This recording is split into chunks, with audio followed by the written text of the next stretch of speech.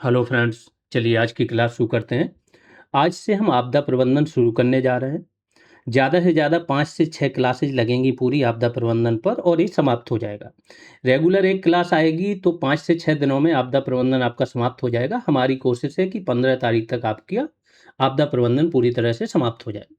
आपदा प्रबंधन समाप्त होने के बाद कंप्यूटर का वैल्यू एडिशन उसमें ज़्यादा से ज़्यादा 5 दिन लगेंगे, फिर हमारा कंटेंट समाप्त हो गया। इसके बाद करंट अफेयर्स के टॉपिक, कुछ और इम्पोर्टेंट टॉपिक, कुछ स्टूडेंट्स को जहाँ दिक्कत आ रही, उन सब पर हम लास्ट में काम करेंगे और इसके साथ में आपके अल्टरनेट डे पर टेस्ट जो चल रहे हैं, वो चलते रहेंगे, ठीक है? आपदा प्रबंधन की इन क्लासेज में हमने एनसीईआरटी का भी पूरा कंटेंट शामिल कर दिया है, जिससे कि एनसीईआरटी की अलग से कंटेंट या क्लासेज ना पढ़नी पड़े। प्लस जो स्टैंडर्ड कंटेंट होता है, स्टैंडर्ड कंटेंट में क्या होता है, थोड़ा भाषा सरल हो जाती है, एग्जाम्पल्स बढ़ जाते हैं और जो नए इनोवेशन होते हैं वो ऐड ऑन हो जाते हैं, है ना? तो स्टैंडर्ड कंटेंट भी हमने पूरा रखा है, प्लस एनसीईआरटी का भी कंटेंट हर टॉपिक में उसके अंतर्गत दे दिया है, जिससे कि आपकी सारी चीज़ें एक ही क्लास में सब कुछ आ जाएगा, ठीक है? आज हम क्या पढ़ने जा रहे हैं, सबसे पहले वो देख लेते हैं। तो सबसे पहले परिवर्तन देखेंगे। मीन्स जब कोई आपदा होती है, तो आपदा वो कैसे बनती है? कुछ परिवर्तन आते हैं। परिवर्तन जब थोड़े से अचानक से आ जाएँ, बड़े आ जाएँ, तो वो घटना बन जाती है। उस घटना को यदि हमने पहले से गेस कर लिया कि ऐसा चीज़ होने वाला है और वहाँ से लोगों को हटा दिया, जनधन की हानि बिल्कुल नहीं होने दी, तो वो घटना ही रह जाती, आपदा नहीं बनती। आपदा का मतलब है जब कोई घटना घटित हो और उससे व्यापक पैमाने पर जनधन की हानि हो, तो वो आपदा हो जाती है। तो आपदा के आने का अगर हम बेस में जाएँगे, तो बेस क्या है कि कोई घटना घटित हो और घटना के पीछे क्या है, परिवर्तन। तो परिवर्तन के बारे में जानेंगे। इसके बाद प्राकृतिक संकट जानेंगे, आपदा जानेंगे, जिससे कि आपको पता चले दोनों में अंतर क्या है। और ये जैसा मैंने बोला, जैसे आपदा है तो आपदा की एक परिभाषा, फिर दूसरी परिभाषा, ठीक है? फिर गैर पारंपरिक सुरक्षा चुनौती के रूप में आपदा क्यों होती है वो बताएँगे। फिर हर टाइप की आपदाएँ मानव निर्मित, प्राकृतिक, परोक्ष मानव निर्मित। एक फ़ॉर्मूला जो आया था अभी आपका लेखपाल में, यूएनडीआरआर ने दिया था, इसके बारे में जानेंगे। आपदा प्रबंधन का चक्र, फ़ॉर्मूला उसके, फिर आपदा प्रबंधन पर वैश्विक पहल, इसके बाद आपदाओं का वर्गीकरण, हर टाइप की आपदाएँ, वायुमंडलीय, भौमिक, जलीय, जैविक, वो देखेंगे। फिर आ जाएँगे आपदाओं पर। अगर भारत की बात करें तो भारत में जो बड़ी आपदाएँ हैं जिनको पढ़ना है वो 8 प्रकार की हैं, जैसे भूकंप हो गया, चक्रवात हो गया, सुनामी हो गई, बाढ़ हो गई, है ना? बादल का फटना हो गया। ये सारी चीज़ें हम वन बाय वन करके देखेंगे फिर। भूकंप के बारे में जानेंगे, भूकंप से संबंधित जितनी भी शब्दावलियाँ हैं, भूकंपीय क्षेत्र जानेंगे, नक्शा जानेंगे, कौन से ज़ोन में कौन-कौन से क्षेत्र शामिल हैं, ये देखेंगे। इसकी तीव्रता मापने, कैसे मापी जाती है, किस स्केल पर। फिर इससे रिलेटेड, इसको रोकने से संबंधित क्या-क्या काम हो रहा है, वो सारी चीज़ें जानेंगे। जब भूकंप समाप्त हो जाएगा आपका, तो भूकंप की कुछ घटनाएँ भी देखेंगे, यहाँ से भी क्वेश्चन पूछा गया है, सन पूछ लेते हैं। फिर सुनामी पर आ जाएँगे। आज हम भूकंप और सुनामी बहुत अच्छे से समाप्त करेंगे और नेक्स्ट क्लास में आपकी बची हुई 6 आपदाएँ समाप्त कर देंगे, ठीक है? इसके बाद हम फिर 3rd क्लास से आपका आपदा प्रबंधन शुरू हो जाएगा। 4th क्लास में आपका जो आपदा प्रबंधन अधिनियम है वो आ जाएगा। 5वीं क्लास में बचा हुआ कंटेंट और जो ज़रूरत पड़ेगी करंट रिलेटेड कंटेंट और कुछ भी जहाँ प्रॉब्लम आ रही है स्टूडेंट को, वो 6ठी क्लास में आ जाएगा। इस तरीके से हम आपदा समाप्त करेंगे। प्लस इस पर एमसीक्यू, जैसा आपका क्लास वाइज़ टेस्ट चल रहे हैं, तो साइंस एंड टेक के 2 टेस्ट और होंगे, 4 हो चुके। इसके बाद आपके टेस्ट आ जाएँगे एनवायरनमेंट पर और फिर आपदा प्रबंधन पर। ये अल्टरनेट डे पर चलते रहेंगे। हर अल्टरनेट डे पर 100-120 क्वेश्चनों का अगर टेस्ट हो रहा है, तो आपका पूरा कंटेंट जो आप पढ़ रहे हो एमसीक्यूज़ फॉर्म में भी आपके सामने आ रहा है। पढ़ते रहो, रिवाइज़ करते रहो। जो भी स्टूडेंट 1 डेढ़ महीने बहुत अच्छे से मेहनत कर ले रहा है, समझ लें उनके आस-पास कोई नहीं है, क्योंकि बहुत वर्क हो रहा है आप लोगों पर। ठीक है? अब आ जाते हैं आपदा पर। टॉपिक का नाम क्या है? ये देखो एनसीईआरटी से ही उठाया हमने डायरेक्ट, जो टॉपिक का नाम है प्राकृतिक संकट तथा आपदाएँ, कारण, परिणाम और प्रबंधन। इन्होंने बोला है कि परिवर्तन प्रकृति का नियम है, सभी जानते हैं। अनवरत तथा तटस्थ नियम है, मतलब ऐसा नियम है जो निरंतर चल रहा है। यह एक निरंतर चलने वाली प्रक्रिया है जो सजीव और निर्जीव, छोटे और बड़े, पदार्थ और अपदार्थ सभी तत्वों में हर जगह व्याप्त है। अब ये जो परिवर्तन होते हैं 2 टाइप के, या तो धीमे-धीमे और या फिर तीव्र। तो धीमी गति के परिवर्तन क्या होते हैं? क्रमिक होते हैं, जिसमें स्थल आकृतियों का क्रमिक निर्माण। अब स्थल आकृतियों का निर्माण आप लोगों ने देखा होगा कैसे होता है, मैं बताता हूँ। जो हमारे पूरा स्थल मंडल है, पृथ्वी की परतों पर चलते हैं, थोड़ा सा समझा देते हैं जिससे आगे के लिए आपकी समझ बन जाए। पृथ्वी की ये परत है, अलग अलग, सबसे ऊपर है आपका भूपर्वती, फिर आपका मेंटल है, और फिर आपका कोर है। 3 मेन परतें हैं। फिर अगर भूपर्वती पर चले जाओ तो अपर भूपर्वती और निचली भूपर्वती। मेंटल में भी अपर मेंटल और निचला मेंटल। जब मेंटल के अपर मेंटल को बोलते हैं हम क्या? एस्थेनो स्फीयर। तो अपर मेंटल, इसके बाद निचली भूपर्वती और ऊपरी भूपर्वती, ये तीनों मिला के क्या बोलते हैं? इसे बोलते हैं स्थल मंडल। जितने भी आपकी ज्वालामुखी घटनाएं होती हैं वो इसी में होती हैं, अपर मेंटल में। प्लास्टिक फॉर्म में है। जब नीचे रहता है तो मैग्मा होता है, पिघली हुई अवस्था में, चाहे धातुएं हो, पत्थर हो, चट्टान हो, जल वाष्प हो, SO2 गैस है, सब यहाँ पर पिघली हुई अवस्थाओं में तैर रही होती है। ठीक है। तापमान बहुत हाई होता है और जैसे नीचे की ओर जाएंगे तापमान बढ़ता जाता है पृथ्वी का।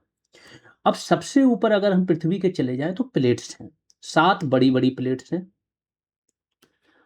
ठीक है। इस तरीके, जरूरी नहीं ऐसी गोल ही हो, कैसी भी प्लेट हो सकती हैं। जैसे उत्तरी प्रशांत, दक्षिणी प्रशांत, हिंद महासागर की एक प्लेट है, इसके यूरेशियन प्लेट है जो ऊपर है ना।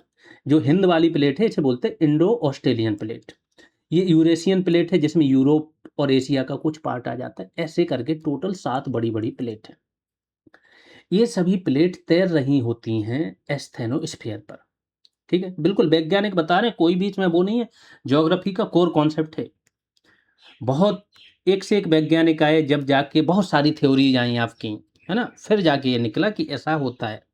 अब क्या होता है, जब 2 प्लेट तैर रही होती है तो प्लेटों में भी अलग अलग होती हैं। एक तो आपकी स्थलमंडल वाली प्लेट होती है, अगली जलमंडल वाली प्लेट होती है ना।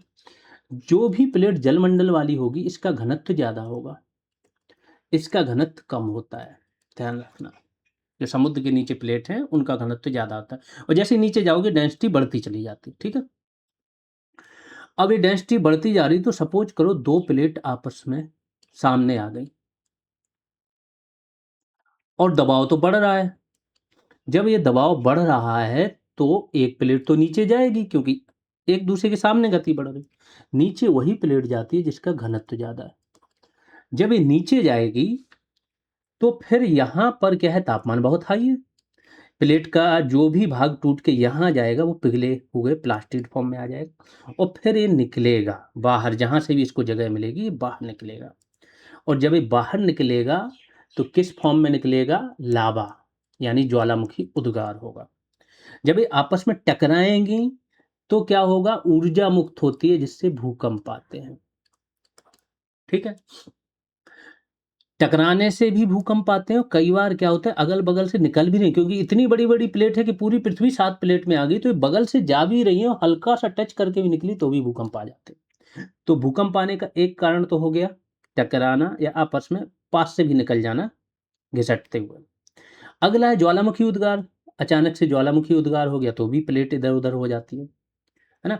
और प्लेट नॉर्मली संचलन भी होता है तो उनकी स्पीड तो वैसे मेंटेन रहती है तो नहीं पता चलता है, लेकिन संचलन में भी कभी कभी भूकंप आ जाता है। ये भूकंप और ज्वालामुखी उद्गार के कॉन्सेप्ट है। आगे जहां पे भी जरूरत होगी ये आपने इतना समझ लिया। अब ये जब प्लेट, सपोज करो जो स्थल मंडल की प्लेट है एक, और दूसरी स्थल मंडल की प्लेट है, दोनों स्थलीय प्लेटें हैं।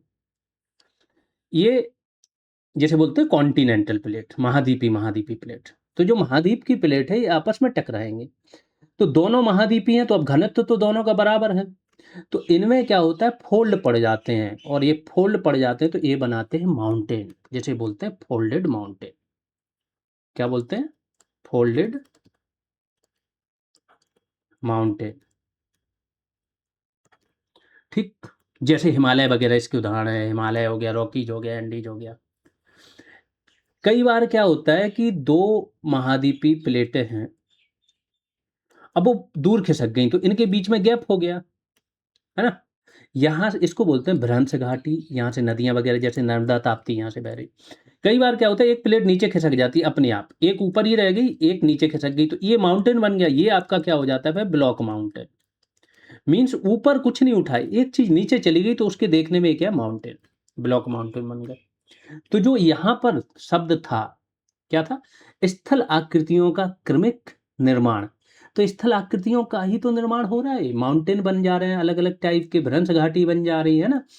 फिर जब ये माउंटेन कई साल तक घिसते रहते हैं, तो इनका जो ऊपरी का जो चोटी होता है वो थोड़ा-सा ऐसे हो जाता है, पठार टाइप का। तो ये हो जाते हैं पठार, ठीक? और फिर बहुत सारे ज्योग्राफी के कॉन्सेप्ट हैं, उसके लिए ज्योग्राफी की क्लासेस देखो कि पठारों में बहुत सारे मेटल्स क्यों पाए जाते हैं, है ना? पठार जब आप देखोगे तो सबसे ज़्यादा जो जिसे बोलते हैं स्टेबल, यहाँ पे भूकंप बहुत कम आते हैं, जैसे दक्कन का पठार है। हालाँकि कोयना वगैरह बाँध बनाने के बाद थोड़ी-सी स्थिति बिगड़ी है वहाँ पर, बट फिर भी वहाँ भूकंप बहुत कम आते हैं। तो ये स्थल आकृतियों का निर्माण क्या होता है? क्रमिक होता है। तो स्थल आकृतियों का क्रमिक निर्माण और जीवों का विकास, ये धीमी गति के परिवर्तन है। अब जैसे मैंने पहाड़ बताया तो पहाड़ों को ऊपर समतल करने में बहुत सारी चीज़ें, वेदरिंग, वर्षा, सबसे ज़्यादा जो रोल होता है वो होता है वायु का। वायु जब हज़ारों वर्षों तक टकराती है ना तो ये पूरा हटा के समतल कर देती है चीज़ों को, ठीक है? तो ये हो गया। दूसरे होते हैं तीव्र गति के परिवर्तन, मतलब ज्वालामुखी विस्फोट हो गया तो अपने आप एक ज्वालामुखी का पहाड़ बन गया ऐसे करके और हलचल हो गई। पूरी जो भू आकृति पूरी बदल जाती है और एक क्रमिक होता है, मुश्किल से 15 दिन में 20 दिन में हो जाता है। सुनामी, सुनामी से सब कुछ तहस-नहस हो जाता है। भूकंप और तूफान, ये क्या है? तीव्र गति के परिवर्तन। क्षेत्रीय प्रभाव, कुछ परिवर्तन ऐसे होते हैं बहुत छोटे-छोटे क्षेत्र तक ही उनका प्रभाव होता है, ज़्यादा बड़े क्षेत्र तक नहीं होते हैं, जैसे आंधी, ओलावृष्टि, टॉर्नेडो। तो ये सारे परिवर्तन हैं, ठीक है? और कुछ का प्रभाव जैसे होता है वैश्विक होता है, जैसे भूमंडलीय ऊष्मीकरण, ग्लोबल वार्मिंग हो गई, ओज़ोन परत का ह्रास। अब इन्हीं परिवर्तनों से, ये जो परिवर्तन है, ये घटनाएँ हैं। जब इन्हीं घटनाओं से बड़े पैमाने पर जन और धन की हानि होगी, तो यही बन जाएँगी दुर्घटनाएँ या आपदा, ठीक है? अब जानते हैं प्राकृतिक संकट और आपदा। प्राकृतिक संकट क्या होता है? प्राकृतिक पर्यावरण में मौजूद वे तत्व और परिस्थितियाँ जिनसे जन-धन को नुकसान पहुँचने की संभाव्यता होती है, प्राकृतिक संकट। सिंपल है, जो प्राकृतिक घटनाएँ होती हैं, उनसे यदि जन-धन को हानि पहुँचने की संभावना हो, तो प्राकृतिक संकट कहलाते हैं। बहुत तीव्र हो सकते हैं, जैसे चक्रवात वगैरह आते हैं, अचानक से तूफान आ गया, टॉर्नेडो आ गया ना? या किसी पर्यावरण के स्थायी पक्ष भी हो सकते हैं। स्थायी पक्ष वो होता है जैसे आपकी व्यापारिक पवनें हैं, बह रही हैं, मानसून का काल है, वर्षा हो रही है ना? तो बाढ़ आनी है। उदाहरण के लिए भारत के भौतिक पर्यावरण में हिमालय की तीव्र ढाल, महासागरीय धाराएँ गर्म होती हैं, ठंडी होती हैं। अस्थिर विवर्तनिक आकृतियाँ यही होती हैं, प्लेट टेक्टोनिक, जो प्लेट मूव करती हैं, उनकी वजह से ज्वालामुखी भी बनता है, पहाड़ भी बनते हैं। और रेगिस्तानों की विषम जलवायु। आगे चलते हैं। अब आपदा किसे कहते हैं? आपदा अगर सिंपल शब्दों में कहें तो जो मैंने बताया कि मानव निर्मित या प्राकृतिक रूप से घटित ऐसी घटना जो व्यापक पैमाने पर जन, धन, इंफ्रास्ट्रक्चर, सामाजिक जो पूँजी होती है, इसकी को हानि पहुँचाती है। और इस हानि को कवर करना आम लोगों के अपने संसाधनों के अंतर्गत नहीं कवर हो पाती है। तो इसे फिर क्या बोलते हैं? आपदा। यहाँ पर क्या परिभाषा दी है? आपदा एक अत्यंत तीव्र, अनापेक्षित विध्वंसक घटना है, जो मानव के नियंत्रण से बाहर की ताकतों द्वारा बिना किसी पूर्व चेतावनी के घटित होती है। एनसीईआरटी की ये परिभाषा है। जब कोई प्राकृतिक संकट, दूसरी परिभाषा है, जब कोई प्राकृतिक संकट बड़े पैमाने पर जनधन की हानि करता है। हालाँकि केवल प्राकृतिक संकट की बात नहीं है, आपदाएँ मानव निर्मित भी होती हैं। कोई आपकी जैसे चेरनोबिल वाली जो थी आपकी परमाणु दुर्घटना, है ना? तो आपदाएँ मानव निर्मित भी होती हैं। जब कोई प्राकृतिक संकट बड़े पैमाने पर जनधन की हानि करता है, सामाजिक तंत्र को छिन्न-भिन्न कर देता है और सामान्य जीवन को अवरुद्ध कर देता है, तो वह आपदा का रूप ले लेता है। इसके निवारण और शमन के लिए सामान्य वैधानिक आपातकालीन सेवाओं से कहीं अधिक विशेष प्रयासों की आवश्यकता होती है। जो मैंने बोला कि जो नॉर्मल संसाधन है उनसे इसकी क्षतिपूर्ति नहीं होती है। अब एक शब्द आपके उसमें है कि आपदा एक गैर पारंपरिक सुरक्षा चुनौती के रूप में। तो पारंपरिक सुरक्षा चुनौती वो होती है जो सैन्य चुनौती होती है, जिसके लिए हमें सेना की ज़रूरत पड़ती है। लेकिन सैन्य चुनौती से इतर इतर ऐसी चुनौती जिससे व्यापक पैमाने पर देश को हानि होने की संभावना हो, तो उसे बोलते हैं क्या है? गैर पारंपरिक चुनौती। आपदा एक इसका रूप है। तो आपदा एक गैर पारंपरिक सुरक्षा चुनौती है, जिसका अर्थ है वह सैन्य चुनौती नहीं है, लेकिन राज्य और नागरिकों के अस्तित्व के लिए खतरा है। मानव निर्मित आपदाएं देख लेते हैं। तो सीधा मानवों द्वारा जो निर्मित होती हैं, मानव के क्रियाकलापों से जो आपदाएं घटित होती हैं। बेस्ट उदाहरण है भोपाल गैस त्रासदी जो हुई थी, 20,000 से ज्यादा लोग मारे गए थे, ध्यान रखना। चेरनोबिल नाभिकीय आपदा हुई थी। आप लोगों को कमेंट में बताना है कि चेरनोबिल कहाँ पर है, ठीक है? काफी फेमस स्थान है। और हाल हाल में यहाँ इसी प्लांट के आसपास युद्ध चल रहा है 3-4 साल से, ठीक है? दूसरी चीज की एक ही क्लास इसकी आपदा प्रबंधन की यूट्यूब पर आएगी, बाकी सभी क्लासेज पेड बैच में आएंगी, है ना? तो चेरनोबिल नाभिकीय आपदा, युद्ध, क्लोरोफ्लोरोकार्बन सीएफसी जो बढ़ गया था जिसकी वजह से ओजोन का ह्रास हो रहा था, ग्रीन हाउस गैसों का अंधाधुंध उत्सर्जन, जल, वायु और मिट्टी का प्रदूषण, ये क्या है? मानव निर्मित आपदाएं हैं। फिर परोक्ष मानव निर्मित आपदाएं, तो मानव जो पर्यावरण में परिवर्तन कर रहा है, तो उस टाइम पर तो कुछ नहीं होता है, लेकिन आगे चल के उसके इम्पैक्ट पड़ रहे हैं ना, जो ग्लोबल वार्मिंग के पड़ रहे हैं, जो आपकी एक्सट्रीम वेदर कंडीशंस बन रही हैं, जहाँ पर सूखा पड़ता था वहाँ बाढ़ आ रही, जहाँ बाढ़ आती थी वहाँ सूखा पड़ रहा है, ये सारी चीज़ें। तो वनों की कटाई के कारण भूस्खलन बढ़ता है, बाढ़ की घटनाओं में वृद्धि होती है, भंगुर जो होती है फ्रेगजाइल मीन्स टूट जाए, और संवेदनशील जमीन पर अवैज्ञानिक निर्माण कार्य से भूस्खलन होता है। अभी हाल ही में 2 दिन पहले आया केरल में, मैंने शामिल किया अभी आगे, ठीक है? दोषपूर्ण भूमि उपयोग, नदियों के बाढ़ के मैदानों में अतिक्रमण, मकान वगैरह मतलब चीज़ें बना लेते हैं, बस्तियों को बसाओ। तटों पर बड़े नगरों जैसे मुंबई और चेन्नई के विकास ने इन क्षेत्रों को चक्रवात, सुनामी, तूफान के प्रति अत्यधिक वल्नरेबल बना दिया है, ठीक है? तो ये परोक्ष मानव निर्मित आपदाएँ हैं। आगे चलते हैं। अब जैसा मैंने बोला है कि चक्रवात तो आने हैं, वो तो प्राकृतिक कारक हैं। लेकिन चक्रवात से यदि आपने हानि 0 कर दी, कोई भी हानि नहीं हुई, तो वो आपदा नहीं कहलाएगी, फिर वो घटना हो जाएगी। तो क्या हुआ कि आपने समुद्र के किनारे, जस्ट किनारे बड़े-बड़े शहर बसा दिए। अब चक्रवात तो यहाँ आना है ना? वो तो नेचुरल फिनोमेना है। तो इसलिए ये आपदा बना रहे हैं मनुष्य। आपदा जोखिम, ये इम्पोर्टेंट है, यहाँ से क्वेश्चन भी पूछा गया है। आपदा जोखिम को वैज्ञानिक रूप से समझने और मापने के लिए संयुक्त राष्ट्र आपदा जोखिम न्यूनीकरण, United Nations disaster risk reduction, UNDRR, UN की एक संस्था है। इसके द्वारा एक मानक सूत्र का प्रयोग किया जाता है जो बताता है कि डिजास्टर रिस्क यानी आपदा जोखिम is equal to hazard into vulnerability upon capacity. कभी कभी क्या होता है ना, आप लोग समझ बना लिया करो, इसमें कुछ और भी जोड़ सकते हैं, तो इसी से रिलेटेड चीजें हैं वो जोड़ी जा सकती हैं। नीचे हमेशा कैपेसिटी ही रहेगा कि टोटल जो कैरिंग कैपेसिटी है वो होनी चाहिए, ठीक है? आपदा जोखिम हिंदी में अगर बात करें तो खतरा इंटू संवेदनशीलता अपॉन क्षमता। खतरा क्या होता है? यह वह प्राकृतिक या मानव जनित घटना है जो नुकसान पहुंचा सकती है, जैसे भूकंप, बाढ़, सूखा, सुनामी या औद्योगिक दुर्घटना। थोड़ा सा कोल्ड हुआ है मुझे, तो हो सकता है कि अगर कल कोल्ड ज़्यादा बढ़ गया तो क्लास कल ना आ पाए। वैसे तो कोशिश रहेगी कल भी क्लास आए। अगर कल क्लास नहीं आएगी तो फिर किसी दिन हम 2 क्लास कर देंगे। मेन टारगेट है कि 15 तक हम ये समाप्त करेंगे, ठीक है? तो भूकंप, बाढ़, सूखा, सुनामी या औद्योगिक दुर्घटना। दूसरा है वेत्ता वल्नरेबिलिटी। यह इंसानों, संपत्ति या समुदाय की वह कमजोरी है जो खतरे के प्रभाव को बढ़ा देती है। अगला है क्षमता, कैपेसिटी। किसी समुदाय, सरकार या समाज की वह ताकत और संसाधन है जो आपदा के समय नुकसान को कम करने या निपटने में मदद करते हैं। ये कैपेसिटी होती है। कैपेसिटी बिल्डिंग आप लोगों ने सुना होगा, है ना?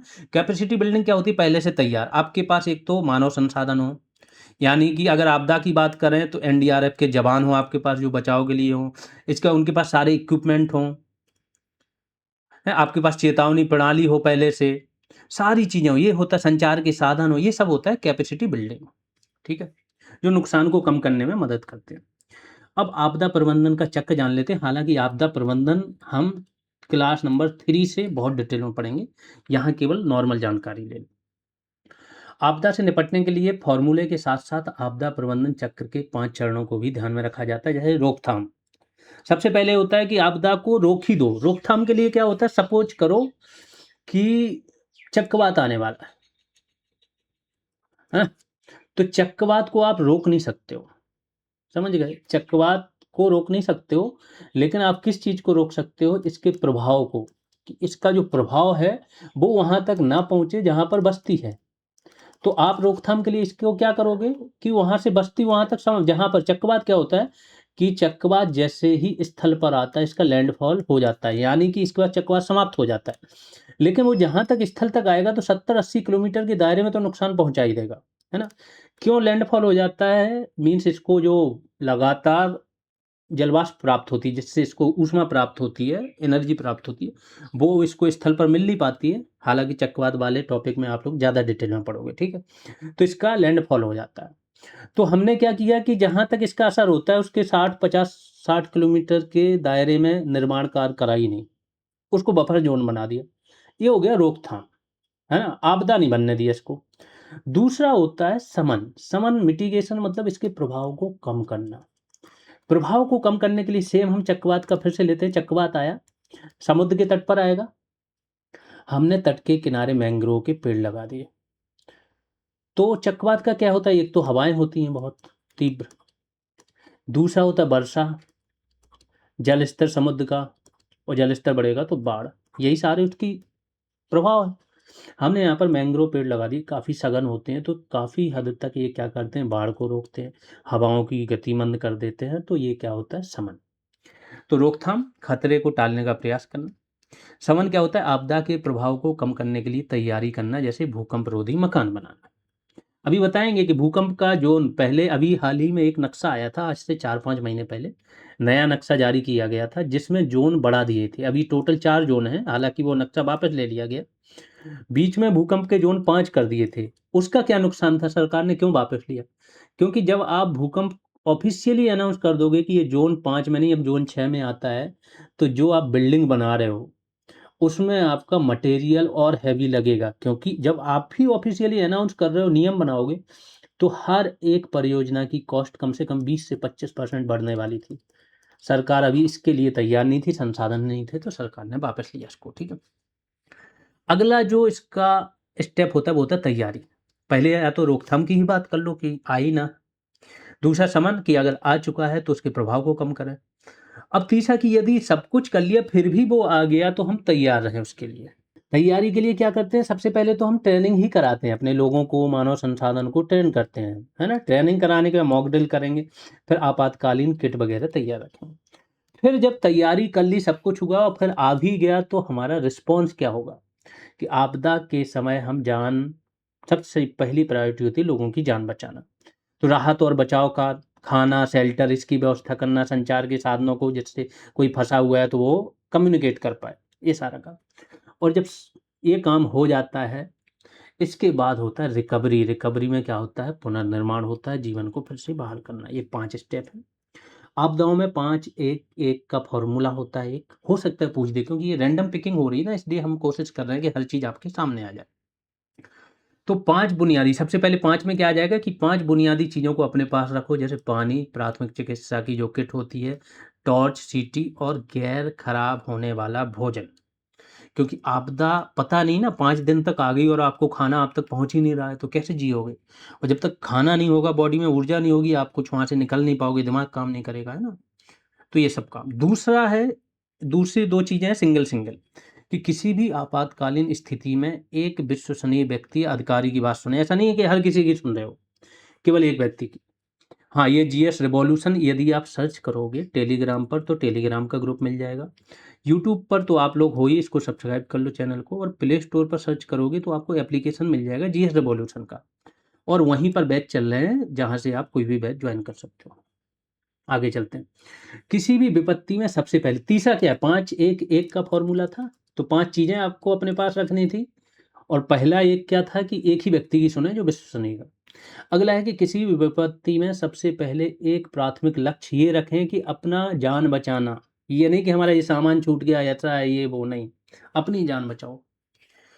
अब आपदा प्रबंधन पर कुछ वैश्विक पहल है। तो जो मेन वैश्विक पहल है अभी देखेंगे, जैसा मैंने बोला आपदा प्रबंधन जब आपकी 3rd क्लास आएगी तब हम देखेंगे ये सेंडाई फ्रेमवर्क वगैरह, ठीक है। तो 1989 में संयुक्त राष्ट्र सामान्य असेंबली में इस मुद्दे को उठाया गया था, यानी कि यूएनजीए की बात कर रहे हैं ये लोग। याकोहामा रणनीति और सुरक्षित संसार के लिए कार्य योजना इसको नाम दिया गया था। मई 1994 में जापान की, क्योंकि जापान सबसे ज़्यादा आपदा प्रभावित क्षेत्रों में से एक है। जापान एक द्वीपों पर बसा है, 4 द्वीप हैं बड़े-बड़े, होन्शु, है ना? ये सब मिला के। तो यहाँ पर क्या होता है, भूकंप बहुत आते हैं जापान में, सुनामी, बाढ़, इन सब का खतरा हमेशा बना रहता है। भूमि तो है ही नहीं इनके पास, खेती के लिए बहुत खास भूमि नहीं है, ना प्राकृतिक संसाधन है। ये तो केवल टेक्नोलॉजी में इतने आगे हैं ना कि दुनिया की तीसरी सबसे बड़ी अर्थव्यवस्था बने हुए हैं, ठीक है। तो यहाँ पर कॉन्फ्रेंस हुई। इस बैठक में ये स्वीकार किया गया कि विकासशील देशों के गरीब और साधनहीन समुदाय आपदाओं के प्रति सबसे अधिक सुबेद हैं। सही बात है। तो इस जो संगोष्ठी जो बैठक हुई थी, इसमें कुछ प्रस्ताव अपनाए गए थे। वो क्या है? सबसे पहले प्राथमिक जिम्मेदारी, प्राकृतिक आपदा से नागरिकों की रक्षा करना प्रत्येक देश की सर्वोच्च जिम्मेदारी है, ये बोला गया।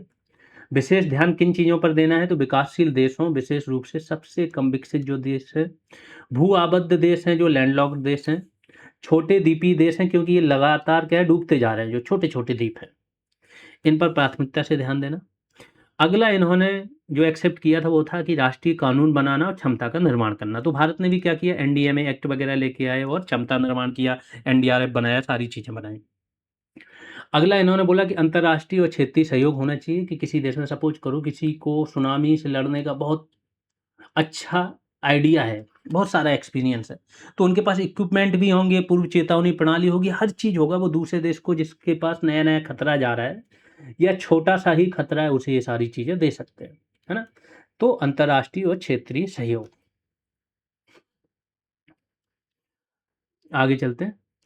इस दिशा में जागरूकता बढ़ाने के लिए 1999-2000 को आपदा न्यूनीकरण का अंतर्राष्ट्रीय दशक घोषित किया गया था, ठीक है?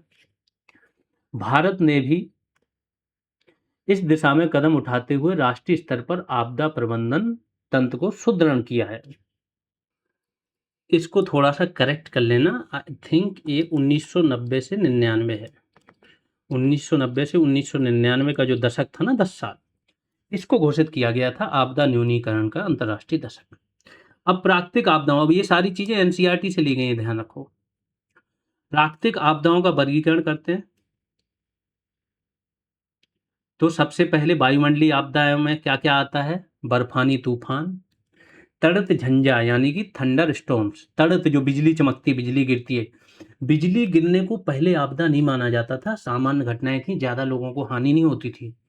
आजकल जो जितनी चक्रवात से हानि नहीं होती है, तूफान से, बाढ़ से नहीं होती, सबसे ज़्यादा बिजली से हो रही है। 2500 से 3000 लोग प्रति साल डेथ हो जाती है। एक-एक दिन में 150-150 लोगों की डेथ होती है इससे, बिजली गिरने से। टॉर्नेडो, उष्णकटिबंधीय चक्रवात, सूखा, करकापात, पाला, लू, शीतलहर, ये आते हैं वायुमंडलीय घटनाओं में, आपदाओं में। अगला है भौमिक। भौमिक में क्या आ जाते हैं? भूकंप, ज्वालामुखी विस्फोट, भूस्खलन, हिमधाव, मतलब हिम नीचे गिरती है एकदम, भूस्खलन जैसे ही होता है हिमस्खलन। अवतलन, मृदा का अपरदन। जलीय आपदाओं में क्या आता है? बाढ़, ज्वार, तूफान, महोर्मी, सुनामी। जैविक आपदाओं में क्या आ जाता है? पौधे और जानवरों का उपनिवेशक के रूप में फैलाव, जैसे टिड्डी दल, कीट, गिरसन, फफूंद, बैक्टीरिया, वायरल संक्रमण, जैसे अभी कोविड-19 वगैरह आया था, बर्ड फ्लू, डेंगू। और मानव निर्मित आपदाएं आप सभी जान ही रहे हैं कि मानव निर्मित आपदाएं क्या होती हैं। युद्ध कर दिया, वो आपदा हो गई, है ना?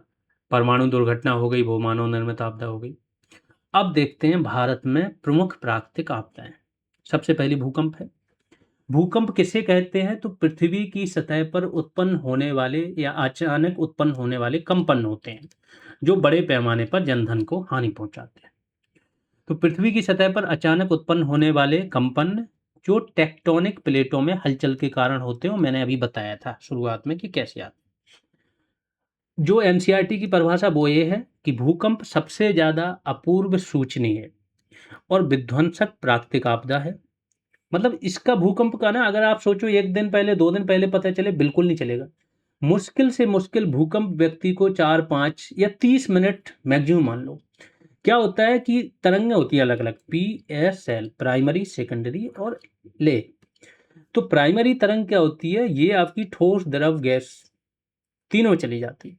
तो जब भूकंप आता है तो ये सारी तरंगों का क्या होता है, नीचे से निकलती हैं। इन्हीं तरंगों को ट्रेस करके पता लगाया जाता है कि कहाँ पर आया है भूकंप, क्या अधिकेंद्र है उसका और कितनी देर में कहाँ पहुँचेगा। लेकिन जितने जल्दी भूकंप क्या होते हैं, अधिकांशतः उथले आते हैं। ज़्यादा से ज़्यादा 300 किलोमीटर तक अधिकेंद्र होता है भूकंप का, ठीक है? तो इनको ऊपर तक ट्रैवल करने में ज़्यादा समय लगता नहीं है, 2-4 मिनट, ज़्यादा से ज़्यादा 2 मिनट, 3 मिनट में आ जाते हैं। तो जैसे ट्रेस हुआ और ऊपर तक पहुँचने में ज़्यादा समय मिलेगा नहीं। तो ज़्यादा से ज़्यादा 30 सेकंड पहले, 25 सेकंड पहले या 1 मिनट पहले लोगों तक सूचना पहुँचती है, इतने में वो घर से बाहर आ जाएँ, है ना? या खुले मैदान में आ जाएँ। इसकी उत्पत्ति मुख्य रूप से पृथ्वी की विवर्तनिकी गतिविधियों से होती है। भूकंप के बारे में ज़्यादा डिटेल में पढ़ना है, ज्योग्राफी की क्लासेज पढ़ो, वो इतनी एडवांस क्लासेज हैं कि सब कुछ समझाया है। कि उथले भूकंप, कौन से भूकंप सबसे ज़्यादा हानिकारक होते हैं, कैसे आते हैं, क्या है, और डिटेल में बताया। जिसमें क्या होता है, भूपर्वतीय में संचित ऊर्जा अचानक से मुक्त होती है। कारण और तंत्र की बात करते हैं तो भारतीय, ये बहुत इंपॉर्टेंट है, ये पूरे एनसीईआरटी से लिया है। कि मैंने बताया था, हालाँकि ये समझा दिया कि इंडो जो ऑस्ट्रेलियन प्लेट है, वो ऊपर की ओर खिसक रही है, और ऊपर कौन-सी, यूरेशियन प्लेट। जब उसकी ओर जाएगी तो आपस में लॉक हो जाती है, और जैसे ही ज़्यादा, बहुत ज़्यादा दबाव पड़ता है तो लॉक टूट जाता है, जिससे भूकंप आते हैं। तो भारत की जो विवर्तनिक प्लेट है, प्रतिवर्ष लगभग 1 सेंटीमीटर की गति से उत्तर और उत्तर-पूर्व दिशा में खिसक रही है। हालाँकि जो प्रशांत प्लेट है ना, वो बहुत तीव्र गति से जा रही है, इससे 3 गुनी, 4 गुनी ज़्यादा। उत्तर में स्थित यूरेशियन प्लेट इस गति में भारी अवरोध पैदा करती है, क्योंकि आपने देखा होगा इंडो ऑस्ट्रेलियन प्लेट ये है, और यूरोप एशिया, जैसे यूरेशिया प्लेट बोलते हैं, वो ये है। ये ऊपर की ओर जा रही है ना? ये अवरोध पैदा कर रही है। इसके परिणाम स्वरूप इन दोनों प्लेटों के किनारे आपस में लॉक हो जाते हैं, और वहाँ पर भारी मात्रा में ऊर्जा का संग्रह होने लगता है। आपने भी देखा हो, कोई चीज़, 2 पत्थर आप कर रहे हो और दोनों आपस में लॉक हो जाए, एक दूसरे की तरफ ही मोशन करें, और फिर अचानक से वो कुछ हिल के या उनको रास्ता मिले तो या तो टूट जाएँगे या फिर दूसरी दिशा में टकराते हुए जाएँगे, जिससे कि अगर बीच में कुछ भी आ गया तो बहुत नुकसान होता है ना? जब यह तनाव प्लेटों की सहन क्षमता से अधिक हो जाता है, तो लॉक टूट जाता है, और ऊर्जा के एकाएक मोचन से हिमालय के चाप के साथ-साथ प्रचंड भूकंप आते हैं। इसके अतिरिक्त ज्वालामुखी विस्फोट, भूस्खलन, खदानों के धँसने से भी छोटे-छोटे भूकंप आ सकते हैं। सब कुछ बताया शुरुआत में। भूकंपीय क्षेत्रों की बात करें तो जैसा मैंने बोला था कि भूकंप के ज़ोन अगर वर्तमान में बात करें तो टोटल 4 ज़ोन हैं। ज़ोन 2 से शुरुआत होती है, एक तो है ही नहीं, मतलब सबसे कम संभावना वाला क्षेत्र तो इंडिया में है ही नहीं। ज़ोन 2 से ज़ोन 5 तक जाते हैं। बीच में एक मानचित्र आया था जिसमें ज़ोन 2 से ज़ोन 6 तक जाने लगे थे, और मैंने बताया कि उसको वापस ले लिया गया, ठीक है? तो राष्ट्रीय भूभौतिकी प्रयोगशाला, भारतीय भूगर्भीय सर्वेक्षण यानी जीएसआई, मौसम विज्ञान विभाग यानी आईएमडी, राष्ट्रीय आपदा प्रबंधन संस्थान एनआईडीएम, इन सब ने क्या किया, भारत में जो 1200 से अधिक भूकंप आए, इन सब का विश्लेषण किया। विश्लेषण क्या किया, जगह विशेष का, कि कितनी तीव्रता का कहाँ आया, कितना फ्रिक्वेंटली आता है, तो उसी हिसाब से इनको भूकंपीय ज़ोन में पूरे भारत को बाँट दिया इन्होंने। टोटल 5 भूकंपीय क्षेत्रों में, नहीं, गलत है ये। टोटल 4 भूकंपीय क्षेत्र हैं, 4 ज़ोन हैं, ठीक है? हाँ, ज़ोन 2 से 5 तक संख्या है इनकी, ज़ोन 2, 3, 4, 5, लेकिन अगर इनका ओवरऑल संख्या की बात करो तो टोटल 4 हुए, क्योंकि ज़ोन 1 नहीं है भारत में। भारत का 59% जो भूभाग है वो भूकंप के प्रति संवेदनशील है, ठीक है? अब देख लेते हैं भूकंपीय ज़ोन। ज़ोन 5 अत्यधिक उच्च, भूकंप की सबसे ज़्यादा संभावना इसी ज़ोन में होती है। इसमें देखोगे नॉर्थ ईस्ट, जितना भी पहाड़ी एरिया है भारत का, वो यहाँ आता है, ठीक है? तो ध्यान रखो, जो पठार होते हैं वो सबसे ज़्यादा स्टेबल होते हैं, यानी सबसे कम भूकंप आते हैं, और जो पहाड़ी होते हैं वो सबसे ज़्यादा अनस्टेबल होते हैं, बस। तो पूर्वोत्तर के सभी पूर्ण राज्य है, यानी कि असम, अरुणाचल प्रदेश, मेघालय, नागालैंड, मणिपुर, मिजोरम, त्रिपुरा और अंडमान निकोबार द्वीप समूह, ये सब तो जोन 5 में आ ही रहे हैं। इसके अलावा गुजरात का जो कच्छ है यानी भुज वाला एरिया, उत्तराखंड, हिमाचल प्रदेश और जम्मू एंड कश्मीर, ये भी क्या है आपके पहाड़ी एरिया, तो इनका जो पहाड़ी पोर्शन है, और उत्तरी बिहार, ये आपके सारे आते हैं जोन 5 में। जोन 4 की बात करें तो यहाँ पर उच्च संभावना है भूकंप आने की। दिल्ली एनसीआर पूरा इसमें आता है और कई बार दिल्ली पूछा गया है। सिक्किम भी आता है इसमें, यानी नॉर्थ ईस्ट के सभी राज्यों, 7 राज्य हैं यहाँ पर, सिक्किम नहीं है, सिक्किम आता है जोन 4 में। फिर पश्चिमी और उत्तरी उत्तर प्रदेश यानी तराई क्षेत्र, और पश्चिमी यूपी जो दिल्ली एनसीआर से सटा है, जम्मू कश्मीर, लद्दाख, हिमाचल, उत्तराखंड का जो शेष भाग, उत्तर पश्चिमी बंगाल, उत्तरी बिहार, पंजाब, हरियाणा, उत्तरी गुजरात और महाराष्ट्र में। महाराष्ट्र वैसे तो बहुत स्टेबल है क्योंकि ये दक्कन ट्रैप वाला एरिया है, बेसाल्ट चट्टानों से बना है। लेकिन यहाँ पर जब से कोयना बांध बना है तो पृथ्वी पर जो वेट शिफ्टिंग होती है ना, जल भर गया, वेट शिफ्टिंग, इससे पृथ्वी के अपने आप को संतुलन में लेके आती है। तो एक बार भूकंप यहाँ पर आ चुका है, इसलिए ये आपका जोन 4 में है। फिर जोन 3 में केरल, गोवा और लक्षद्वीप, इसके अलावा मध्य और पूर्वी उत्तर प्रदेश की बात हो रही है। दक्षिणी अभी भी नहीं आया क्योंकि दक्षिणी उत्तर प्रदेश पठारी भाग है, बुंदेलखंड वगैरह। पश्चिमी तट, इसके बाद दक्षिण बिहार, मध्य प्रदेश, झारखंड, दक्षिण भारत के तटीय हिस्से, ये सब आते हैं आपके जोन 3 में। जोन 2 में यहाँ पर भूकंप की सबसे कम संभावना होती है। भारत का जो प्रायद्वीपीय पठार है वो पूरा, राजस्थान, एमपी, महाराष्ट्र, कर्नाटक, तेलंगाना, आंध्र, तमिलनाडु, उड़ीसा, छत्तीसगढ़, झारखंड के अधिकांश स्थिर और आंतरिक हिस्से इसी जोन में सुरक्षित माने जाते हैं। ठीक है, आगे चलते हैं। भूकंप का मापन। अब भूकंप को अलग अलग स्केल पर मापते हैं तो इससे क्वेश्चन पूछे जा सकते हैं। सबसे पहले मैग्नीट्यूड मापने के लिए क्या है, स्रोत से ऊर्जा, जो मुक्त ऊर्जा को मापता है, इसे रिक्टर स्केल पर मापा जाता है। जो स्रोत, जिसे बोलते हैं भूकंप का अधिकेंद्र, अधिकेंद्र होता है जहां ऊपर पृथ्वी पर भूकंप जहां आता है वो भूकंप का केंद्र हो गया। अधिकेंद्र हो गया जिस क्षेत्र पर आता है जो पृथ्वी पर स्थित होता है, मतलब इसके जस्ट ऊपर पृथ्वी पर स्थित, ये हो गया अधिकेंद्र। लेकिन ऊर्जा तो यहां से मुक्त हो रही ना, तो यहां से जो ऊर्जा मुक्त होती है इसको मापता है और इसे रिक्टर स्केल पर मापा जाता है। रिक्टर स्केल पर एक अंक बढ़ने पर मतलब 10 गुनी ज्यादा तीव्रता होती है उसकी मैग्नीट्यूड।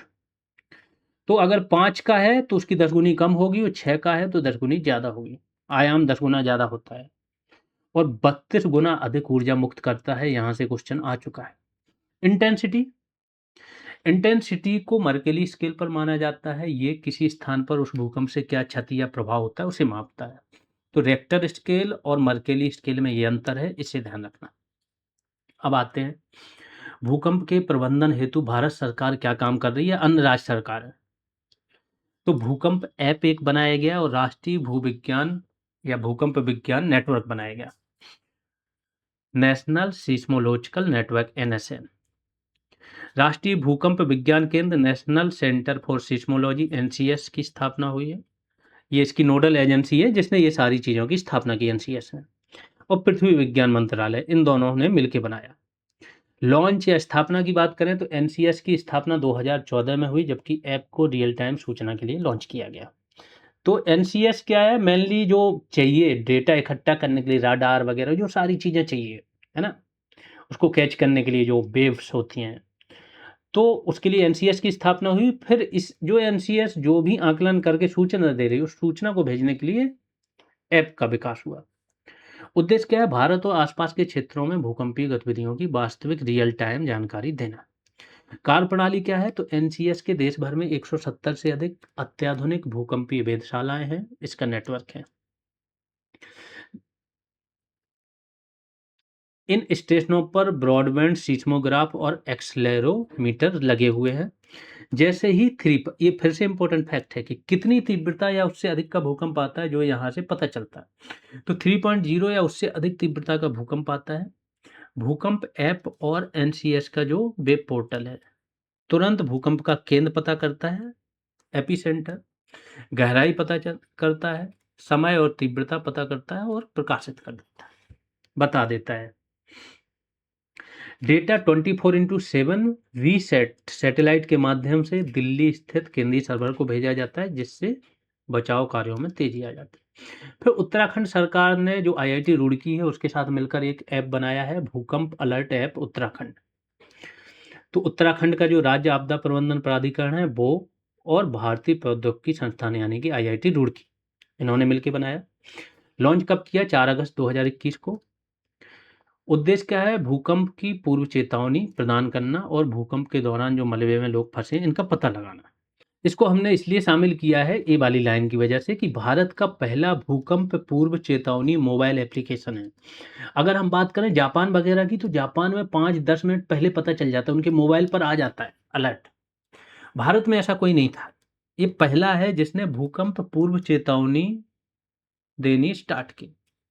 यह प्रणाली भूकंपीय तरंगों की गति के भौतिक सिद्धांत पर आधारित है।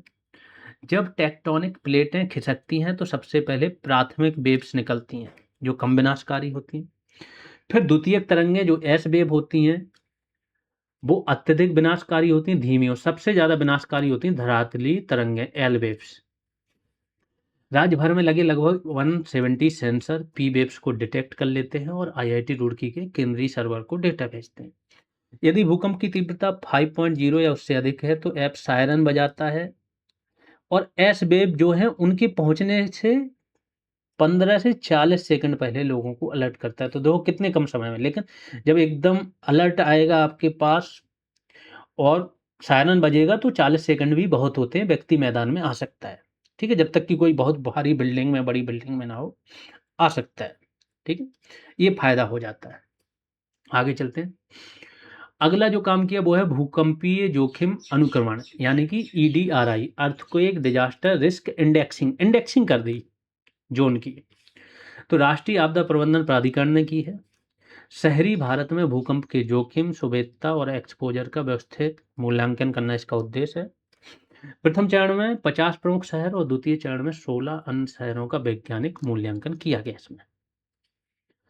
इस सूचकांक से क्या होता है? स्थानीय जो प्रशासन होते हैं, लोकल बॉडीज होती हैं गवर्नमेंटल, इनको भूकंप प्रतिरोधी भवन निर्माण के लिए मॉडल बिल्डिंग वायलॉज लागू करने यानी कोड बना देते हैं। रेट्रोफिटिंग को बढ़ावा देने में मदद करते हैं। तो जैसा मैंने बोला था कि जोन का अलग जोन, एक जोन बढ़ा दिया था, बहुत ज़्यादा खर्च बढ़ने वाला था, इसलिए उसको वापस ले लिया इन्होंने। आईआईटी रुड़की द्वारा विकसित एक ऐप भी विकसित किया है आईआईटी रुड़की ने, जिसका नाम है भूदेव। यहाँ से क्वेश्चन पूछा जा सकता है। और ये ऐप क्या करता है? 80 या 70 या 80 सेकंड पहले सायरन या नोटिफिकेशन ये दे देता है। प्रमुख भूकंपीय घटनाओं से भी कई बार प्रश्न पूछे गए, इनको देख लेते हैं। तो 1950 में असम में आया था और तिब्बत भी ऊपर ही सटा है, तो यहाँ पर 8.6 का। महाराष्ट्र के लातूर, वही कोयना बांध वाला एरिया, 1993 में आया था 6.2 का। 2001 में भुज में सबसे विनाशकारी था ये, यहाँ पर भी 20,000 के लगभग लोग मारे गए थे, मकान बहुत सारे नष्ट हुए थे। मोदी जी पीएम थे, वो सीएम थे उस टाइम वहाँ के, और निर्माण कार्य उन्होंने कराया था। तो भुज गुजरात में 7.7 का आया था। कश्मीर, भुज वाले की तो डेट भी पूछी गई थी, आप लोग कमेंट सेक्शन में बताना किस डेट को आया था ये। 2005 में कश्मीर में 7.6 का और 2015 में नेपाल में 7.8 का। अभी हाल ही में कहाँ पर आया है आप लोग बताना, 15 दिन भी नहीं हुए हैं। और ऐसी देश में आया है जिसके राष्ट्रपति को अमेरिका उठा के ले गया अपने यहाँ पर, है ना। वहां पर भी मीन्स 2000 तो ऑफिशियल डेटा है कि मर गए, और कम से कम 10,000 मरे हैं। दुनिया की अगर बात करें तो जो भूकंप का मेन क्षेत्र है वो है पैसिफिक रिंग ऑफ फायर, प्रशांत महासागर का। वैश्विक स्तर पर प्रशांत रिंग ऑफ फायर सबसे सक्रिय क्षेत्र है जहां 90% भूकंप आते हैं। 1960 में ग्रेट चिली भूकंप 9.5 की तीव्रता थी। 2004 में जो सुमात्रा भूकंप आया था 9.1 से 9.3 थी तीव्रता। और जब ये भूकंप कहाँ आया था? समुद्र में। सुमात्रा कहाँ है? द्वीप है ना, टापू। समुद्र में जब भूकंप आता है तो इससे लहरें उठती हैं समुद्र में बड़ी बड़ी, जो बनती हैं सुनामी। इसी की वजह से जो हिंद महासागर की सुनामी थी ना, जिसमें हजारों लोग वहां पर भी मारे गए थे, वो आई थी। 2010 में हैती भूकंप 7.0। 2011 में तोहोकू भूकंप जापान में आया था 9.0 का, और इसी के बाद फुकुशिमा परमाणु आपदा हुई थी। भारत ने एक संस्थान बनाया है CDRI, collision for disaster resilient infrastructure, आपदा प्रतिरोधी और संरचना के लिए गठबंधन। 2019 में पीएम मोदी ने लॉन्च किया, मुख्यालय इसका भारत में ही है। अन्य जो संस्थान अंतर्राष्ट्रीय स्तर के बनाए गए, किस किस का मुख्यालय भारत में है, आप लोग बताना कमेंट सेक्शन में। 2025 तक इसके 50 सदस्य हैं। COP 26 में आईरिस एक प्रोग्राम लॉन्च किया जिसका नाम है infrastructure for resilient island state. जो छोटे छोटे आइलैंड है ना, ग्लेशियर पिघल रहे हैं तो समुद्र का स्तर बढ़ रहा है और सबसे पहले यही डूबने का खतरा है इनको, धीमे धीमे ये डूबते जा रहे हैं, इनके लिए लॉन्च किया। अगला है सुनामी, भूकंप और सुनामी जुड़े हुए हैं। जैसा मैंने बोला, भूकंप जब स्थल पर आता है तो भूकंप है, यही समुद्र में आ जाता है, बीच समुद्र में, तो बीच समुद्र या समुद्र के कहीं भी पार्ट में तो लहरें उठाता है, जिससे जो भी समुद्र के आसपास का एरिया वहां बाढ़ आती है। कभी कभी 100-100 फीट ऊंची लहरें आ जाती हैं, सब कुछ तहस नहस कर देती हैं, वो होता है सुनामी। जापानी भाषा का शब्द है सुनामी, जिसका अर्थ है बंदरगाह लहरें। सुनामी का एक बताया था, एक लड़की थी क्लास 6 या 7 की, बहुत फेमस लड़की है वो, डालना, अभी नाम मुझे याद नहीं आ रहा। क्या था कि सुनामी उसने पढ़ा था, क्लास में उसकी मैडम ने पढ़ाया था कि जब भी सुनामी आती है ना तो जो समुद्र का पानी है सबसे पहले बाहर इधर नहीं आता है, सबसे पहले वो पानी वापस जाता है, वो काफ़ी कई किलोमीटर तक खाली हो जाता है समुद्र का तट। मछलियाँ ऐसे ही स्थल में तड़पती हैं क्योंकि पानी ना रहा, मछलियाँ बची केवल, तो मछलियाँ तड़पती हुई मिलेंगी, तो ये सुनामी के लक्षण हैं बोले। और उस लड़की ने जब सुनामी आने वाली थी आपकी यही 2004 वाली शायद, हिंद महासागर वाली, तो वो वहीं पर थी, उसका 100 मीटर पर उसका होटल था। तो वो तट पर थी वो। सबने देखा, सब मछलियाँ पकड़ने लगे, एकदम अलग ही मौसम हो गया, सारी चीज़ें, पानी वापस जा रहा है, तो लोग खेलने लगे, क्या घटना घटित हो रही, मछलियाँ ऐसी। तो सब वो करने लगे, उस लड़की ने भाँप लिया, उसने भाँप लिया तो फिर उसने क्या किया कि अपनी मॉम को कन्विंस किया सबसे पहले, वो रोने लगी एकदम से कि नहीं ये सुनामी आने वाली, मैंने पढ़ा है, ऐसा देखा है, विजुअल्स देखे ये वो। तो फिर वो उसकी माँ सीरियस हुई, होटल में फट 100 मीटर दूर पर ही था, तुरंत गई वो। और होटल में जाके सबको, उसने होटल मैनेजर ने बहुत सीरियसली लिया, तो 100 लोगों को खाली करा लिया गया होटल। एक कीवर्ड्स डालना कि सुनामी की जानकारी देने वाली लड़की है, वो 100 लोगों की जान बचाई, यूट्यूब पर आ जाएगा उसका वीडियो। तो पूरे होटल को खाली करके तुरंत वो लोग ऊपर कहीं ऊपरी जगह पर पहुंच गए, और जैसे ही वो पहुंचे 1 या 2 मिनट के बाद जो वापस लहर आई वो आई 20-30 फुट ऊंची, सब कुछ तहस नहस कर दिया उसने। जो लोग खेल रहे थे जिन्हें पता नहीं चला वो मारे गए, है ना? तो उसने 100 लोगों की जान बचाई थी। उसको बाद में कई सारे अवार्ड्स दिए गए थे। तो भूकंप और ज्वालामुखी विस्फोट के कारण महासागरीय धरातल में जब अचानक हलचल होती है, यानी महासागर के नीचे भूकंप आया या ज्वालामुखी विस्फोट हुआ तो अचानक हलचल हुई, तो महासागरीय जल का व्यापक विस्थापन होता है, जिसके परिणामस्वरूप ऊर्ध्वाधर यानी वर्टिकल समुद्री लहरें पैदा होती हैं। तो मैंने क्या बताया, जैसे सपोज करो बैक वाटर क्यों वापस क्यों जा रहा था पानी, क्योंकि सबसे पहले बीच में उठती है बड़ी सी लहर, तो ऊपर जा रही तो वापस जाएगा, फिर ये लहर किनारे की ओर जाएगी, और जब बीच में जाएगी तो यहाँ ज़्यादा हाइट नहीं होगी, 2-3 मीटर ही होगी, लेकिन जब किनारे पे जाएगी तो यही हाइट हो जाती है 50 मीटर, 80 मीटर। तंत्र और गति की बात करें तो महासागर में सुनामी लहरों की गति जल की गहराई पर निर्भर करती है। गहरे समुद्र में इन लहरों की गति अधिक होती है, लेकिन इनकी जो तरंग की लंबाई होती है बहुत अधिक, और ऊंचाई बहुत कम होती है। लंबाई बहुत अधिक होगी, ऊंचाई बहुत कम होगी, जो बीचों बीच होगा जहां गहराई अधिक होगी, 1 या 2 मीटर। इसलिए गहरे समुद्र में जो जहाज होते हैं ना, उन्हें पता नहीं चलता है कि सुनामी आ रही है नहीं आ रही है, उन पर ज्यादा असर भी नहीं होता है, क्योंकि 1-2 मीटर जल ऊपर उठ रहा है तो कोई फर्क नहीं पड़ रहा। लेकिन जैसे ही ये लहरें उथले तटीय जल में प्रवेश करती हैं, मतलब तट पर आती हैं लहरें, इनकी गति कम हो जाती है, तरंग लंबाई जो लेंथ होती है ना, सपोज करो लंबाई, तो पहले है इतनी लंबाई तो इसकी हाइट कम हुई, अब ये लंबाई घट गई है और ये हाइट ऐसे बढ़ गई है, लंबाई इतनी बची, तो तरंग लंबाई घट जाएगी। ऊर्जा के संरक्षण के कारण तरंग की ऊंचाई 15 मीटर, 50 मीटर, उससे भी अधिक हो जाती है। सुवेद क्षेत्र कौन से हैं जो सुनामी के लिए हैं? वो है प्रशांत महासागर का तट, क्योंकि यहीं पर क्या है, प्रशांत महासागरीय जो रिंग ऑफ फायर है, सबसे ज़्यादा भूकंप यहीं आते हैं। Japan, Alaska, Philippines. हिंद महासागर में भारत, म्यांमार, इंडोनेशिया, श्रीलंका सबसे अधिक सुवेद है। 26 दिसंबर 2004 को हिंद महासागर की सुनामी में 3 लाख से अधिक लोगों की मृत्यु हुई थी। इसी सुनामी के बाद जो सबसे दक्षिणी पॉइंट है, इंदिरा पॉइंट, वो हमारा डूब गया था, है ना? निकोबार द्वीप में। विश्व की कुछ सुनामियाँ देख लेते हैं, पूछ लेते हैं, सन पूछ लेते हैं। जनवरी 2022 में हंगा टोंगा में आई थी ज्वालामुखी सुनामी थी ये। सितंबर 2018 में सुलावेसी द्वीप है इंडोनेशिया में, वहाँ पर आई थी। 11 मार्च 2011 को तोहोकू सुनामी आई थी जापान में, फुकुशिमा जो घटना हुई थी उसी टाइम।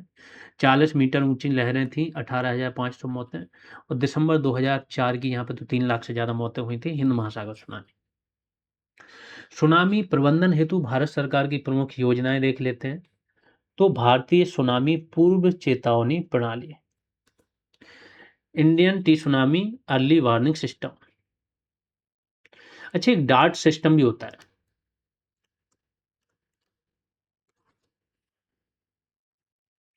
ना? Detection and advance reporting of T tsunami, या टी से डिनोट करते हैं, सुनामी बोला जाता है उसे, ठीक है, डार्ट। तो ध्यान रखना इसका अगर फुल फॉर्म पूछा जाए या किस चीज से रिलेटेड है। नोडल एजेंसी क्या है? हैदराबाद में हमने बनाया हुआ है इनकोइस, भारतीय राष्ट्रीय महासागर सूचना सेवा केंद्र, Indian national centre for ocean information system, Hyderabad में। ये सारे डेटा का विश्लेषण करता है, सब चीज पता लगाता है, अर्ली वार्निंग वगैरह सारा काम यहीं पर होता है। पृथ्वी विज्ञान मंत्रालय के अंतर्गत आता है। लॉन्च तिथि क्या थी? 15 अक्टूबर 2007। कब इसको स्थापना की गई थी? 2004 की जो हिंद महासागर सुनामी आई थी उसके बाद। उद्देश्य क्या है? हिंद महासागर, वैश्विक महासागरों में सुनामी की जो चेतावनी है, इसका वास्तविक समय में चेतावनी जारी करना, ठीक है। कार्यप्रणाली क्या है? ITEWS एक एंड टू एंड चेतावनी प्रणाली है। यह IMD यानी इंडियन मेट्रोलॉजिकल डिपार्टमेंट, मौसम विज्ञान विभाग जो है, और अंतर्राष्ट्रीय एजेंसियों के भूकंपीय नेटवर्क से डेटा प्राप्त करती है। जैसे ही हिंद महासागर के अंदर 6% 6 की जो तीव्रता है, इससे अधिक तीव्रता का भूकंप आता है, तो सिस्टम 10 से 12 मिनट के भीतर इसका पता लगा लेता है। इसके बाद समुद्र तल पर स्थापित 12 बॉटम प्रेशर रिकॉर्डर हैं और 50 तटीय टाइड गेज जो जल का स्तर पता लगाते हैं। ये जल स्तर में होने वाले बदलाव को माप लेते हैं। BPR समुद्र में 6 किलोमीटर की गहराई पर जल स्तर में 1 सेंटीमीटर के बदलाव को भी पकड़ लेता है। मतलब 6 किलोमीटर की गहराई तक अगर 1 सेंटीमीटर का भी बदलाव कहीं पर आया तो ये पकड़ लेगा, बॉटम प्रेशर जो होता है आपका रिकॉर्डर्स। यह क्या करते हैं? यह डेटा उपग्रह के माध्यम से गृह मंत्रालय को जाता है, NDM को जाता है, तटीय राज्यों को जाता है, एडवाइजरी जाती है, और फिर SMS वगैरह के द्वारा लोगों के पास जाता है। क्योंकि फाइनली तो सुनामी चेतावनी किसके पास जानी है? जो लोग वहां पर हैं, मछुआरे हैं, या जो जिन्हें हानि हो सकती है। फिर अगला जो कार्यक्रम है वो है सुनामी रेडी कार्यक्रम, यानी कि पहले की बात हो रही है, तैयारी की बात हो रही है, सुनामी रेडी कार्यक्रम। नोडल एजेंसी इसकी भी इनक्वाइस है और यूनेस्को IOC है। उद्देश्य क्या है? तटीय जो समुदाय है इनकी सुनामी के प्रति जागरूकता और तैयारी सुनिश्चित करना। कार्यप्रणाली क्या है? सामुदायिक प्रदर्शन आधारित कार्यक्रम है। 11 इसमें प्रथाएं हैं जिसका अभ्यास कराया जाता है और प्रमाण पत्र दिया जाता है। जो तटीय समुदाय, जो मछुआरा समुदाय, उसकी बात हो। इसमें सुनामी जोखिम शमन योजना बनाना, इनंडेशन जोन यानी डूबने वाले क्षेत्र का मानचित्रण करना, निकासी मानचित्र तैयार करना कि अगर कोई डूबने लगे क्षेत्र विशेष सुनामी आने पर तो कैसे बाहर निकलना है। 24 घंटे चेतावनी केंद्र की स्थापना करना और वार्षिक मॉक ड्रिल करना। और ये किसको शामिल करना है इसमें? पूरे जो स्थानीय समुदाय उसको उसको पता रहे कि ये चीज़ डूबने वाली क्षेत्र है, इधर जाना नहीं है, निकासी कहाँ से करनी है, क्या है। भारत में यह कार्यक्रम NDMA और मिनिस्ट्री ऑफ अर्थ साइंस के सहयोग से चलाया जाता है। चेतावनी और संस्था की बात करें तो मैंने डार्ट का अभी जिक्र किया था, है ना, detection and advance reporting of tsunami. IOC, UNESCO, ITIC एक संस्था है, अंतर्राष्ट्रीय सुनामी सूचना केंद्र। इसकी स्थापना कहाँ हुई थी? 1965 में हुई थी, ठीक है, अमेरिका के नेतृत्व में। फिर एक प्रशांत सुनामी चेतावनी केंद्र है, 1949 में इसकी स्थापना हुई थी। यहाँ पर आज की क्लास आपकी समाप्त होती है। जो लोग भी पेड बैच ज्वाइन करना चाहते हैं, जो चाहते हैं कि उनकी तैयारी हर तरीके से पूरी हो जाए, सारी क्लासेज मिल जाए, सारा वैल्यू एडिशन कंटेंट मिल जाए, सारे टेस्ट मिल जाए, हर चीज़ रिवाइज हो जाए और एक माहौल बना रहे पढ़ने तक का, तो आप ये बैच ज्वाइन कर सकते हो। जीएस रिवॉल्यूशन सर्च करना है, गूगल प्ले स्टोर पर ऐप डाउनलोड करना है, उसमें लॉगिन करके वहीं पर ही ऑल कोर्स में जाओगे, बैच मिल जाएगा, वहीं से परचेज कर लो। एप्लीकेशन पर ही सारा कंटेंट, टेस्ट वगैरह मिल जाएँगे। इसके बाद इस नंबर पर अपनी कोर्स स्लिप भेज दोगे तो टेलीग्राम ग्रुप में भी जोड़ दिया जाएगा। जो लोग पढ़ रहे हैं, हेल्प मिल रही है, वो शेयर ज़रूर करते रहें। जिस किसी को भी ये एग्ज़ाम देना है, उसको ज़रूर आप अपना जो रियल फीडबैक है, वो ज़रूर बताएँ। अभी के लिए इतना ही, धन्यवाद।